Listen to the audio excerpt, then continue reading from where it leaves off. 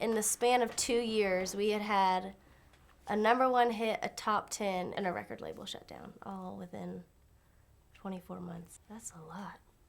I need to go to therapy. There's probably some things I need to talk about.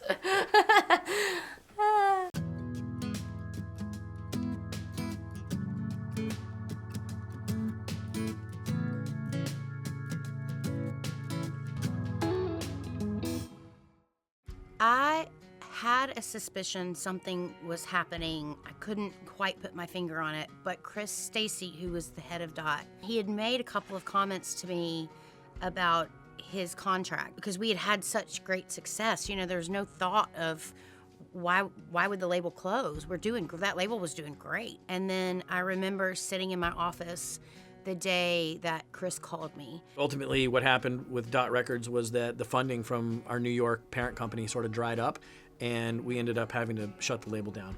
And that was a really, really hard day. I was like, well, what do you mean going away? Like, not a label anymore. It's like, well, what about Big Machine? It's like, no, Big Machine stays the same. It's just this imprint.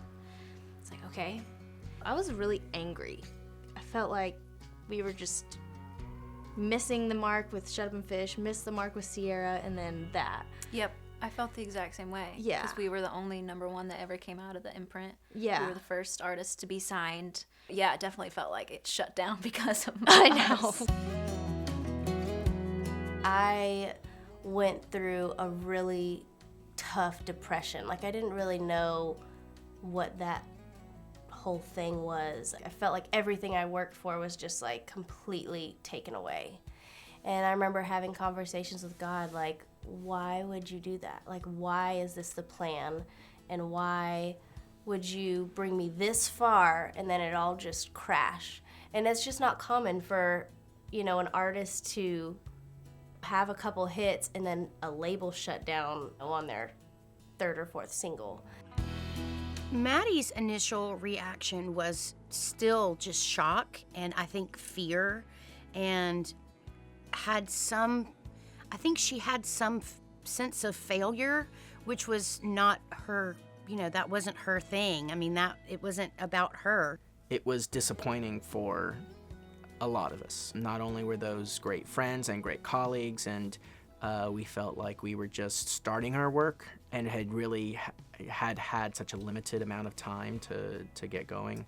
I think we all had to take a step back and, you know, mourn it for a second and figure out what we were going to do. So for Maddie and Tae, they had to wait while all of these business decisions and entities and figured out where their contract was going to land and where their recording rights would be. But really early into that process, I knew that Universal Nashville wanted them to be over there. It still took me a very long time to make the girls understand that that was real. At the time, the press releases were Dot's shutting down and all the other artists are going to different imprints on Big Machine, but Maddie and Tae remain homeless. And that was rough to read over and over. You know, we're talking with Universal, but still it's unknown. We don't know for sure if they want us or not. I know that they were interested, but you just don't know. I'd never met any of these people before, and even though Universal willingly was like, we would love to have you as artists, every meeting still felt like I was having to prove something. I knew we'd achieved enough success that they were going to be fine, but I don't know that they knew that. But I can remember all of us trying to say, you're going to be fine. I even personally started immediately getting phone calls the second the word hit the streets that we were shuttering the label. I can remember buddies from different record labels calling me going, what's going to happen with those two? What's going to happen with those two? So sort of inherently, I knew they were going to be okay, but I'm sure it was scary for them.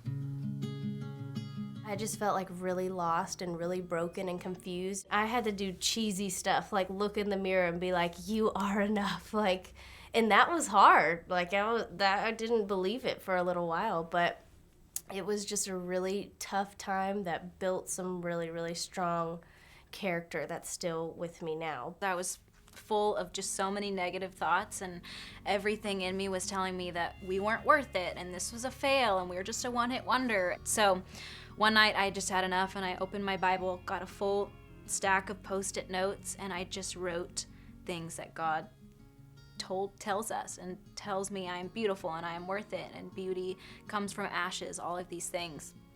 And I stuck them on every inch and corner of my house.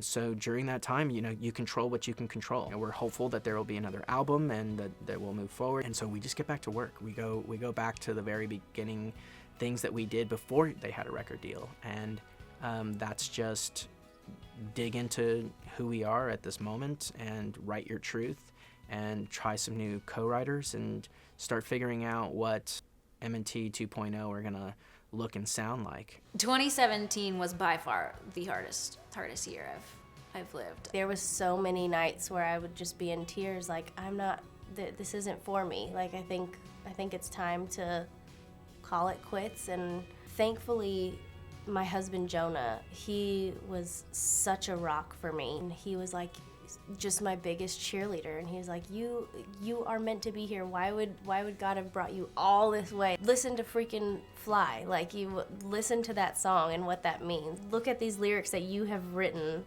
and you're not even believing them yourself. That was the start of the journey of soul searching for me. I remember being in such of a low pit that it was either I get out of it or I move back home.